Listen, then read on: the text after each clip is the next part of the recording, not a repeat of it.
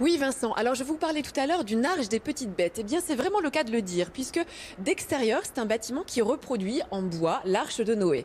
On trouve ici 70 espèces d'amphibiens, d'invertébrés, de reptiles, dans 45 vivariums. Alors je retrouve tout de suite Fanny, c'est elle qui s'occupe de ces petits pensionnaires. Fanny, pourquoi avoir un jour choisi de mettre à l'honneur ces petites bêtes ? Eh bien, pour montrer que ces animaux étaient tout aussi importants que les gros mammifères qui sont également en voie de disparition. Les petits sont beaucoup plus en général en voie de disparition dû à notre impact écologique. Et du coup, eh bien, c'est tout simplement le fait de montrer ces animaux avec leur importance et leur différence, qu'ils sont souvent mal aimés et mal connus. C'est ça, ce sont des animaux généralement que l'on craint un petit peu. Vous essayez de casser un peu des idées reçues. Alors justement, vous nous avez amené deux espèces qui, elles, plaisent plutôt quand même aux enfants qui viennent en visite ici. Le caméléon et le phasme, qui ont des capacités extraordinaires pour lutter pour leur survie. Tiens, est-ce que notre ami le caméléon va changer de couleur sur ma main ? Eh bien non. Tout simplement, le caméléon change de couleur simplement s'il est mécontent. Du coup, il viendrait tout noir. Là, en l'occurrence, il a l'air de se plaire sur vous puisqu'il reste vert avec cette très jolie couleur verte. Et du coup, si tout simplement il n'était pas content, eh bien, il se noircirait. Bon, alors notre ami le caméléon est content. Moi, ce que j'aime beaucoup, ce sont ses yeux aussi, des yeux désynchronisés. Ce qui lui permet d'attraper ses proies beaucoup plus facilement, dans le sens où du coup, il va avoir un angle beaucoup plus large et du coup, ne rien louper pour simplement attraper ses proies. Alors ces petites pattes m'impressionnent aussi, ce sont des pattes en forme de pince qui lui permettent de bien s'accrocher à son support.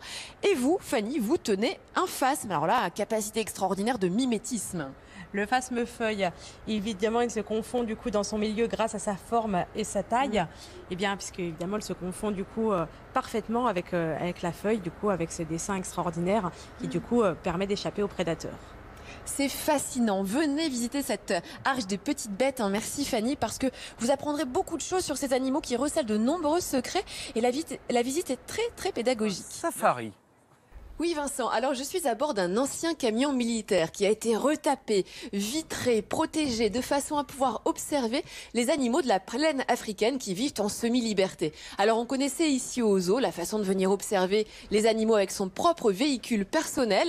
Et bien voilà une nouvelle façon d'appréhender les animaux. Je retrouve tout de suite Christophe. Christophe, vous êtes responsable de la collection des animaux ici. On vient de traverser la plaine africaine. Quelles sont les espèces que l'on a pu voir ? Alors on a vu des herbivores, tout ce qui est antilopes, des zèbres, les éléphants, les girafes, les rhinocéros. On pourra voir aussi les ours un peu plus tard. Alors, j'imagine que ça, c'est une nouvelle façon de voir les animaux. C'est quoi l'avantage de prendre ce camion-là plutôt que son véhicule personnel ? Déjà, c'est l'ambiance. Vous êtes en safari. Vous partez en safari en Afrique, vous êtes un peu secoué, etc. Mais surtout, vous avez un guide. Donc, notre chauffeur nous fait la visite guidée, commenté, vous explique les animaux, vous explique la vie du parc et vous explique un peu tout ce que vous n'avez pas dans votre voiture. Christophe, pouvez-vous m'expliquer la vie des animaux qui sont juste à côté de nous, car nous sommes dans l'enclos des lions. Je vous rassure, c'est un enclos qui est en dehors de celui des herbivores, on ne les mélange pas. Alors, la vie des lions d'ici. Alors là, c'est un groupe familial, donc une famille de femelles lionnes, une femelle avec ses sœurs, sa cousine, voilà, tout ce que vous voulez, des femelles apparentées et un mâle qui vient normalement d'une troupe extérieure pour se reproduire. Alors j'imagine que vous en profitez aussi pour faire de la conservation, justement, pour sensibiliser le public. Qu'est-ce que vous dites quand vous arrivez dans l'enclos des lions ? Ce qu'on ne sait pas ou ce qu'on ne pense pas, c'est que le lion est aussi menacé dans la nature et qu'en Afrique, il y a de moins en moins de lions et que donc, voilà, on a ces messages à faire passer que ça ne concerne pas forcément l'éléphant, le gorille qu'on connaît, mais des espèces comme les lions sont en voie de disparition. C'est 40% de moins de lions en Afrique depuis 20 ans. Donc c'est quand même une diminution importante des populations en Afrique.